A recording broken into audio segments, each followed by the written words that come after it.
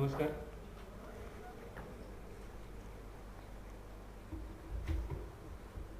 सर्वप्रथम मी साहित्य अकादमी आणि विशेष करून कृष्णा किंबहुने यांना धन्यवाद देतो की खूप चांगली संधी आम्हा सर्व तरुण कवींसाठी साहित्य अकादमीने उपलब्ध करून दिलेली आहे. जेव्हा कृष्णा किंबहुने मला सांगितलं की कवितेविषयीची भूमिका आणि कविता वाचायची आहे, तर हे सांगितल्यानंतर मी तयारी करायला लागलो की भूमिका काय आहे ते शोधलं पाहिजे. आणि मागच्या 15 दिवसांमध्ये थोडंसं वाचन करून आणि चिंतन करून जे काही लिहू शकलो ते ह्या टिपणाच्या स्वरूपामध्ये ह्या ठिकाणी आणलेलं आहे. 3 छोटी छोटी टिपणं आहेत ती मी वाचतो. आणि सुरुवातीलाच एक डिस्क्लेमर की हे जरी लिहिलेलं असलं तरी इथून बाहेर पडता पडता ह्याच्यातली अनेक मतं बदललेली असण्याची शक्यता आहे. कारण सकाळपासून बऱ्याच जणांचं ऐकत आलेलो आहे, भूमिका अनेक कवींची ऐकत आलेलो आहे आणि त्याचीही भर आजच्या म्हणजे दुपारपर्यंत माझ्या कवितेच्या समजेमध्ये पडलेली आहे. आणि ही भर अशीच पडत जाईल आणि माझी भूमिका मला कळत जाईल अशी आशा व्यक्त करतो आणि हे टिपण वाचतो. पहिला तुकडा आहे कवितेचं घडणं आणि भूमिकेची अशक्यता. कवितेविषयीची भूमिका असा विषय या संमेलनाच्या निमित्ताने घेण्यात आलेला आहे असं जेव्हा मला कळलं तेव्हा मी भूमिकेचा शोध घ्यायला सुरुवात केली. कारण मला हे सुरुवातीलाच कबूल केलं पाहिजे की मी कधीही म्हणजे जेव्हा कधी लिहायला सुरुवात केली असेल तेव्हा मला कवितेविषयीची भूमिका वगैरे असं काही माहीत नव्हतं किंवा मी तसा काही भूमिकेविषयीचा विचार कधी केला नव्हता. त्यानंतरही आज तागायत मी कधी जाणीवपूर्वक याविषयीचा विचार केला आहे असे मला आठवत नाही. माझं तर असं म्हणणं आहे की इतर कोणीही कवी अगदी पहिल्यांदा जेव्हा कागदावर कवितेसारखं काहीतरी खरडतो तेव्हा त्याच्या डोक्यात ती एक कविता सोडली तर बाकी काहीही विचार असण्याची काहीच शक्यता नाहीये. आणि नंतरही म्हणजे जेव्हा जेव्हा तो कविता त्याची सुधरत जाते किंवा त्याला स्वतःची कविता सापडत जाते आणि तो कविता लिहित जातो तेव्हा देखील ती कविता लिहित असताना कवितेविषयीची भूमिका काय किंवा कवी म्हणून माझी भूमिका काय अशा कोणत्याच प्रश्नांच्या फंदात तो पडत नाही.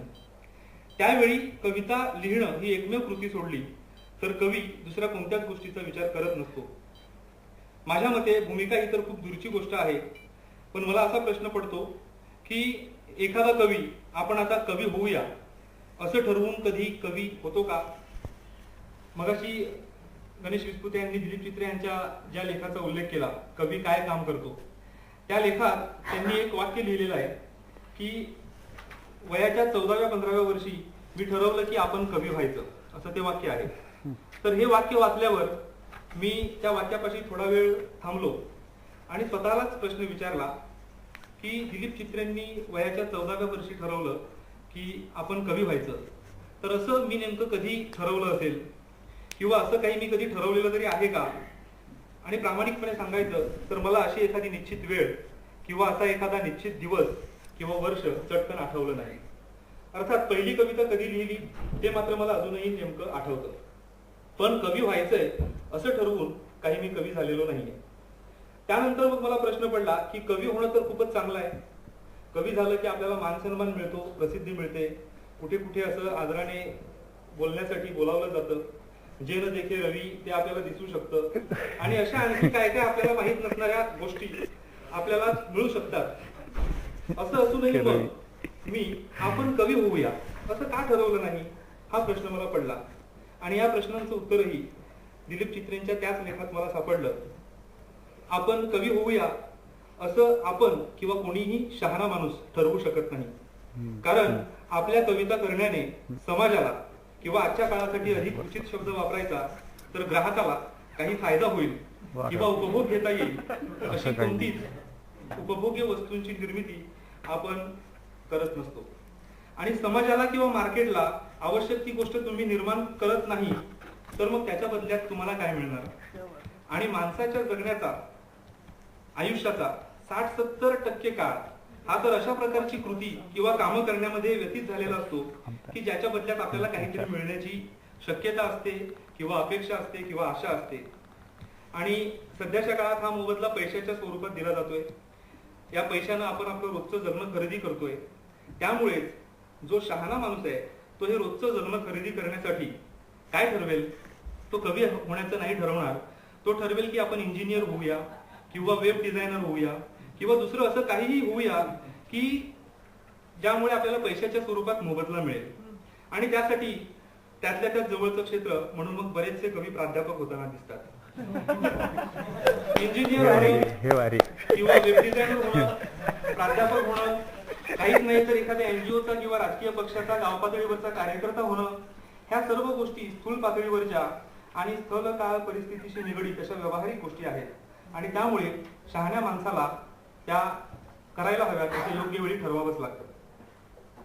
परंतु आपण कवी होऊया असं काही कोणी मोठ्याने आवाज करून ठरवत नाही. मग जी गोष्ट आपण जाणीवपूर्वक ठरवून केलेली नाहीये, उलट अनेक कवी म्हणजे बरेच सगळेच कवी सुरुवातीला घाबरत बिचकत लपून छपून कविता लिहित असतात. तर असे लपून छपून कविता लिहिणारे आपण त्या कवितेच्याच अनुषंगाने एखादी भूमिका तरी निश्चित अशी कशी ठरवणार. मला असं वाटतं की कवीला अशा प्रकारे एखादा विशिष्ट स्टॅन्स घेता येऊ शकत नाही. कारण कविता लिहिणं ही मला वाटते अधिक सूक्ष्म पातळीवर घडून येणारी एक युनिव्हर्सल आणि क्युम्युलेटिव्ह प्रक्रिया आहे. या प्रक्रियेचा कवी एक महत्वाचा घटक जरी असला तरी तो एकमेव घटक निश्चितच नसतो. एक कविता घडण्यासाठी मला वाटते की कवीच्या भोवतालातील अनेक व्यक्ती, घटना, वस्तू, ध्वनी, दृश्य, एखाद्या कलाकृतीतील एखादा अंश, एखादी कवितेची ओळ, फेसबुकवरील एखाद्याचं दुर्लक्षित स्टेटस, एखादी जिंगल, आपलं अंतर्विश्व, आपला मनोव्यापार आणि आपल्या मेंदूतील केमिकलचा बॅलन्स इम्बॅलन्स आणि भाषा आणि सर्वात महत्वाचं म्हणजे किमान एक वाचक, अशा सर्व घटकांच्या कंट्रीब्युशनने माझ्या मते कवितेची निर्मिती होत असते. जोपर्यंत कवीच्या मेंदूला आवश्यक ते स्टिम्युली त्याच्या भोवतालातून मिळत नाही आणि कवीच्या मेंदूतलं निर्मितीचं केंद्र उत्तेजित होत नाही, तोवर कवीची कितीही इच्छा असली तरी तो कविता लिहू शकत नाही. अशी एखादी कविता लिहिली तरी कवीला आतल्यात अपराधीपणा वाटतो. आपण काहीतरीच काय लिहिलेलं आहे असं वाटत असतं. बरं, समजा कवीला त्याच्या भोवतालातून किंवा अंतर्विश्वातून आवश्यक ते द्रव्य मिळालं आणि त्यामुळे त्याच्या मेंदूतलं निर्मितीचं केंद्र चेतवलं जाऊन त्याने कविता लिहिलीच तरी कविता जोपर्यंत वाचली जात नाही तोपर्यंत अपूर्ण असते. त्यामुळे कवितेला पूर्णत्व प्राप्त होण्यासाठी किमान एक तरी वाचक लाभण्याची नितांत आवश्यकता असते. बरेचदा कवी हाच त्याच्या कवितेचा पहिला वाचक असतो. थोडक्यात कविता ही माझ्या मते सूक्ष्म, क्युम्युलेटिव्ह आणि युनिव्हर्सल अशी घटना आहे. घटना असं मी जाणीवपूर्वक म्हणतोय कारण कविता ही घडत असते, प्रत्येक वेळी घडत असते. एकच कविता तिच्या प्रत्येक वेगवेगळ्या वाचनाच्या वेळी पुन्हा पुन्हा घडत असते. दुसरा तुकडा आहे या टिपणाचा, कवीच्या वेगवेगळ्या आयडेंटिटीज आणि राजकीय भूमिका. तर मग आपण कवी मंडळी भूमिका घेऊच शकत नाही का? तर मला वाटते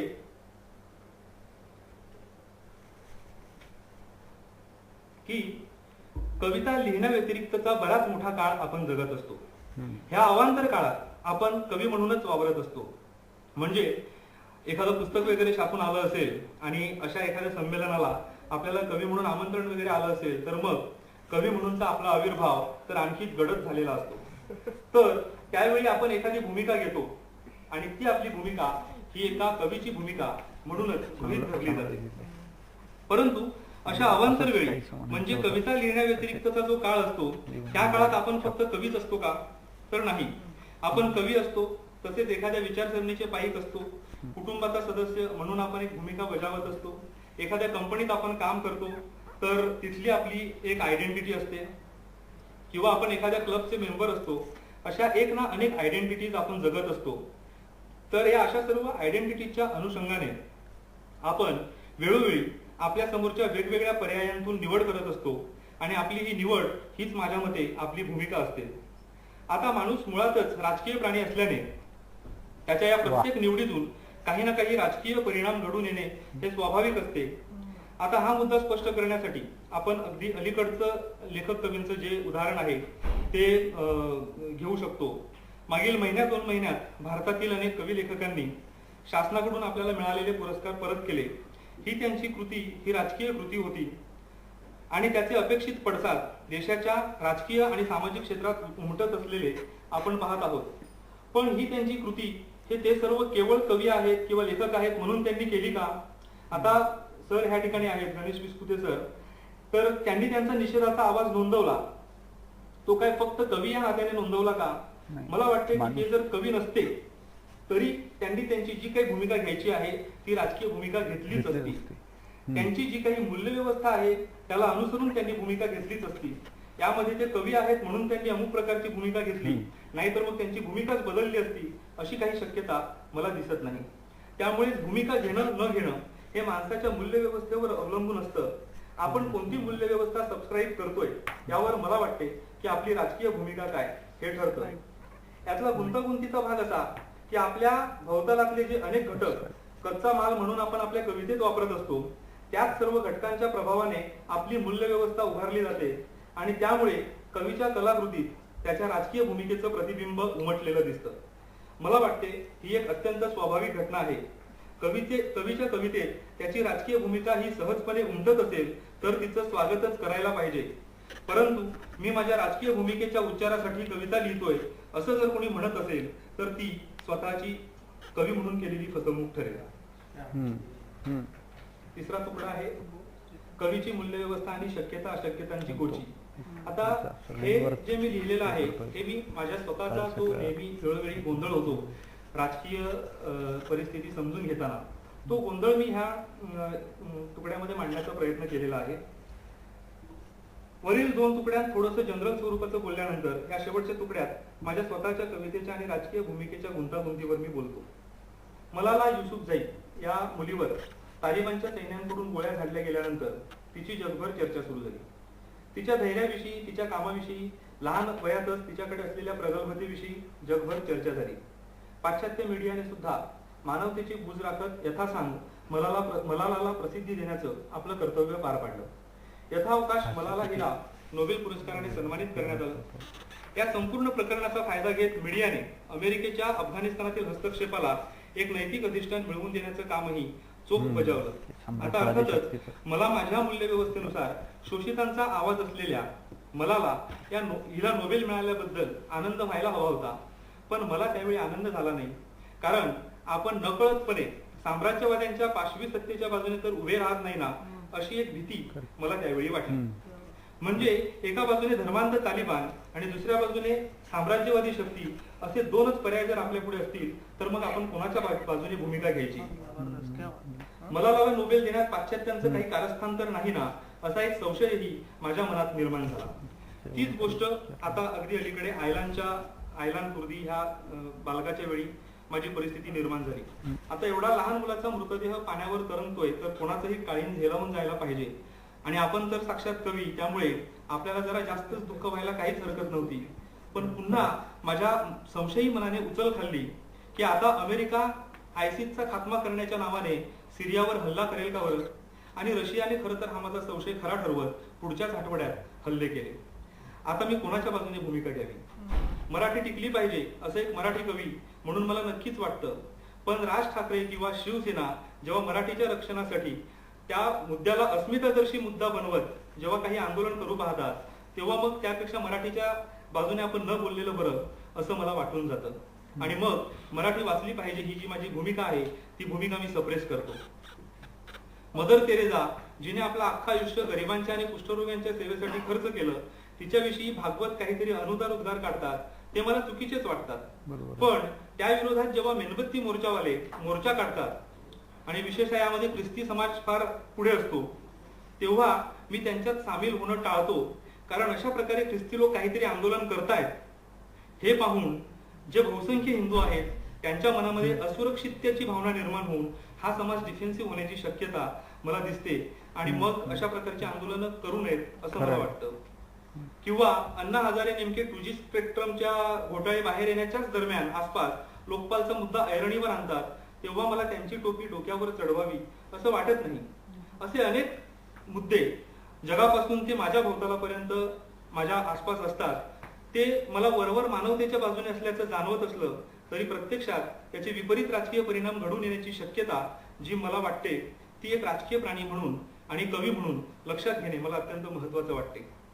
आता यात माझा म्हणजे या सर्व गोंधळाचा आणि माझ्या कवी असण्याचा काही संबंध आहे का? तर मला वाटते की कवी म्हणून मी नेमकं हेच काम करत असतो, शक्यतांचा शोध घेणे. आपल्या भोवतालच्या राजकीय घटनांच्या अनेक शक्यता अशक्यतांचा शोध घेणे, भाषेच्या अनेक शक्यता अशक्यतांचा शोध घेणे, कवितेच्या अनेक शक्यता अशक्यतांचा शोध घेणे, हेच मला वाटते की एक कवी म्हणून माझं काम आहे. धन्यवाद. आणि आता मी माझ्या कविता वाचतो.